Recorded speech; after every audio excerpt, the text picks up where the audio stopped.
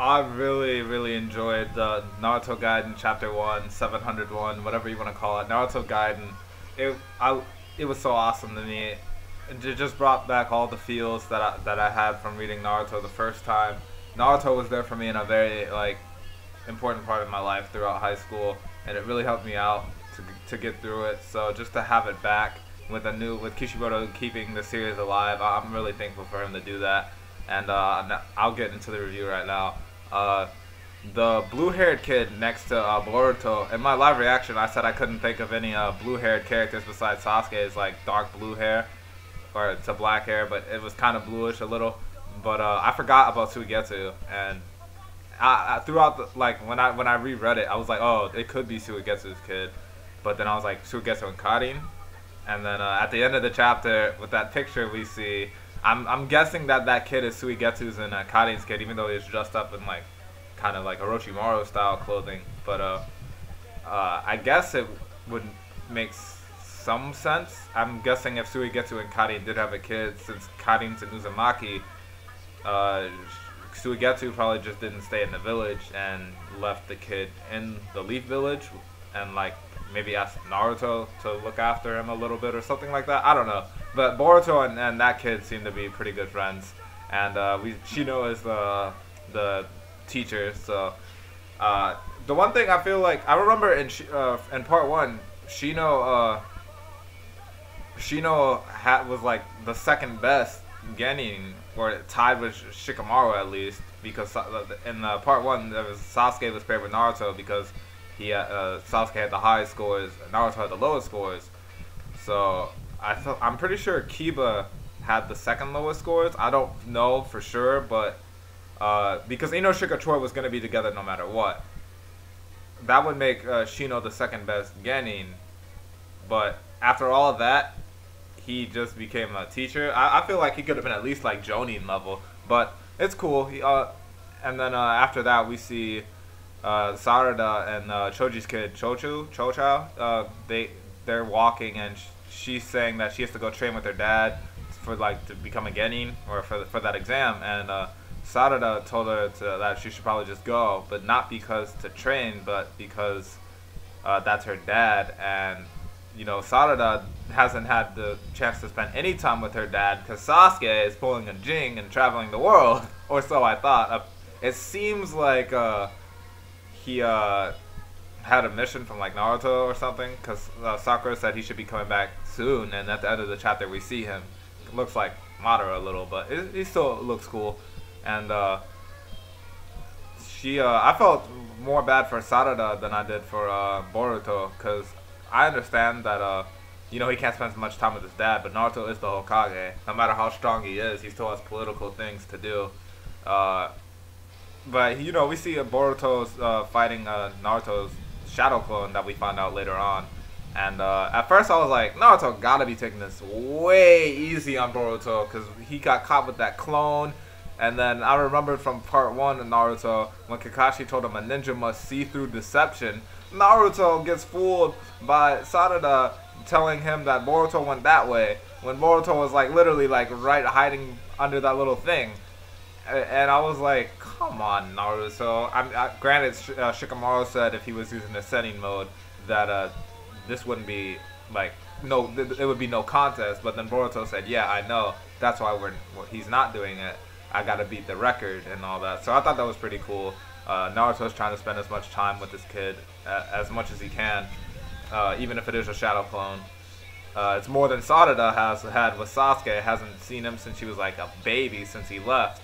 And I thought Shikamaru was being a little bit too hard, just a little bit too hard on Boruto, because he told him that Naruto is a busy man and he don't bother him. But how much chakra does Naruto have? He can't, you just telling me he can't make one shadow clone so that he could hang out with Boruto? Come on, Shikamaru. But then he told him that he told Boruto that he was doing the same things that Naruto did when he was a kid. So I thought that was pretty cool. And then towards the end, Sarada I thought she had quite a mouth for a second, but understanding kind of where she when I put myself in her shoes, I was like, she's seeing all these other kids, just like how Naruto saw all the other kids like hanging out with their parents and or in this case dads, and she, her dad's off, nowhere to be seen, and so she asks Sakura, are you even married to him? Are you really married to him? And all that other and those hard questions, and Sakura loses her temper and like smashes the ground with that Tsunade strength, or I guess her strength, and she breaks her house, and she said, "Oh no, the loan." And I was like, loan? Even though like I'm not the biggest fan of Sakura, she still helped save the ninja world. Talking about a loan here, she should have free housing, and so I don't understand. Like I it was funny, but at the same time I'm like, there's no way she should be worried about money at all. Like no way. But apparently she faints a lot, and I didn't get where that came from, because the only time I remember her fainting was in like the very beginning of part 1, whenever Sasuke would say something like to her, she would like get all weird, and she might like, her eyes would go like, that the anime style stuff, she'd kind of pass out or faint of like being around Sasuke. But I don't really remember Sakura fainting that much. But after when Sarada, when she leaves her with Shizune and goes back to the house and gets that picture, she sees what was behind the frame, Suigetsu, Gaiden, and Gaiden and Sarada look so much alike. And I do find it a little strange that with Sarada being an Uchiha, and Uchiha being known for the ocular prowess, that she has glasses. Like she's a cool character, like, and she looks cool, but I just don't like, I've never seen an Uchiha, even when back in Naruto Part 1 with the little massacre that Itachi had to do for the sake of the village and all that. I don't remember seeing any Uchiha wearing glasses. So yeah, who's the mother, Gaiden or Sakura? Personally, I don't really care. I think for a ninja purpose, it would be better if Gaiden was the mom, since that would be Uzumaki and Uchiha DNA, and with I mean that would be like, that would be OP in my opinion. I think it would be, and if it is Sakura, which it most likely is, I mean that's what we all thought at the end of 700. So to me personally, I don't really get into the whole like Sasuke and Sakura and all that, like, and Naruto and Sakura. It's just not for me. But yeah, that was the end of the chapter. We see that picture with Gaiden looking more like Sarada than Sakura, and then we see Sasuke in that forest. So I thought it was pretty fun, and really good first introductory chapter. We get what's the goal here for the kids to become Genin. And then from the little teaser we got from the Boruto movie, it looks like they're going to be taking the tuning exam soon too.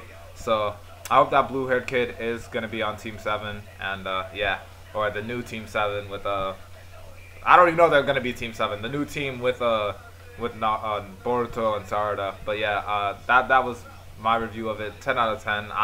It was pretty much just based off of pure enjoyment in the first chapter back for a while.